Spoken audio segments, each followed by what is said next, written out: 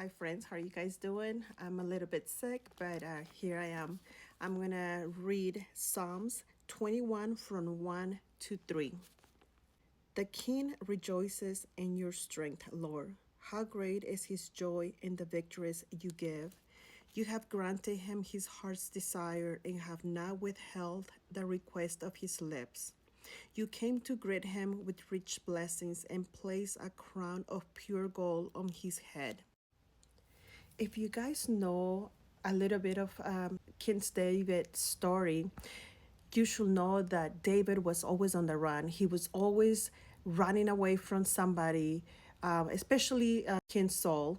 He was the one that wanted to kill him. He didn't want for King David to become the king, and he knew that he was gonna be next to inherit the kingdom because God had already chosen David to be the next king.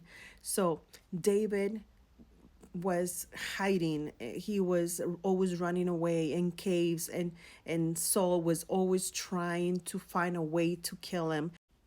Saul was always trying to play dirty and trying to trick on David, to believe him that didn't want to kill him. He wanted to really get him, one way or another. In reality, he never did anything wrong to Saul. To the contrary, he helped Saul in so many ways, but yet Saul wanted to kill David. So over here, David says, the king rejoices in your strength, Lord. David didn't have the strength that it takes, to win all those wars, to be hiding, for so many years, and living in caves and going from one place to another, trying to hide from Saul. And it wasn't because he was afraid of Saul. It was because David knew that Saul was an anointed king by God. He was chosen by God, and he respected that, and he loved him too. So he was not going to try to kill him or try to harm Saul because he was chosen by God. So he had to rely on God's strength in order for him to survive, in order for him to continue going on in life. He couldn't rely on his own strength. It was too much. As a human person, we couldn't put up with everything that David could if God wasn't with him. How great is his joy in the victories you give. David was always victorious. It didn't matter where he fought or who we fought. God always granted him victory because God was with him. And I'm not saying that David was perfect. He was far from perfect. But when I read the Bible, when I read the Word, David was one of the persons that I really admire. He had faith in God. He always went to him for an advice. He never made a move.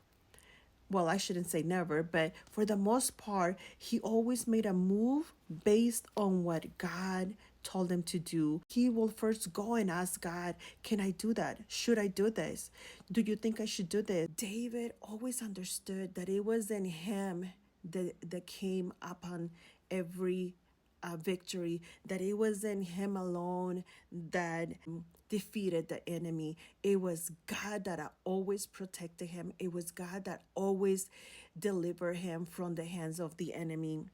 And in the same way that David trusted God, we have to put our trust in our faith in our God, because we're not strong enough to defeat all our battles.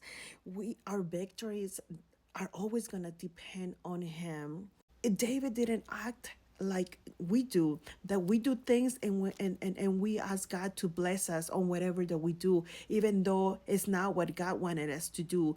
Sometimes God wants us to be in one direction and we totally go the other direction. And yet we ask for God to give us his blessing, even though that is something that he didn't pick for us, even though that's not his plan, but our plan. And we have to understand that God is not going to bless us in a place where we don't supposed to be. You know, that's why it's so important for us to come first and ask for guidance and ask God to lead us. Let Him guide us, hold our hand, and guide us in the right direction, because we're not wise. We're, our wisdom is not great. We always make mistakes, and many times we make the same mistake over and over and over again. When we show faithfulness to God, He is faithful to us. David was faithful to him, and God was always faithful to David. Over here on verse 2, it says, "You have granted him his heart's desire and have not withheld the request of his lips." When we walk with God, He knows the desires of our heart, and He grants those desires of our heart, because it's like a two-way relationship. We're faithful to Him and He's faithful to us. And He will never turn His face the other way when we're asking for something. He will never pretend that He doesn't hear us when we are asking for help, when we're asking Him for guidance. He will always be there guiding us into the right direction. Verse 3 says, "You came to greet him with rich blessings and place a crown of pure gold on his head." Regardless of all the times that Saul wanted to kill David, he wasn't successful. And it wasn't only Saul, there were so many other people that were against David, but David, relying and placing his faith in God, he always won every single war that he fought. Why? Because he trusted in God, because he asked God for advice. He asked God for his direction. He always obeyed him. He always listened to him. He always went and asked for an advice. He never went on his own. The time that he went on his own, he committed sin, is when disgrace came to him. But every other time in his life, he asked for an advice and he listened to God. And that's how we must live in this life. We have to ask for guidance. We have to follow his steps so we don't fail. And just like David, if it doesn't matter how many enemies we have, it doesn't matter how many people, want to see us down. It doesn't matter how many people are against you. If you are faithful to God, He will always be faithful to you. And at the end, He's gonna crown you. Like just the same way that He crowned King David, He will fill your life with blessings. He will be merciful to you, and He will always be faithful to you. So let's not forget that we must always walk in God's presence, and we must always ask for His advice before we do something, so we can always succeed on everything that we do. Have a beautiful day. Blessings.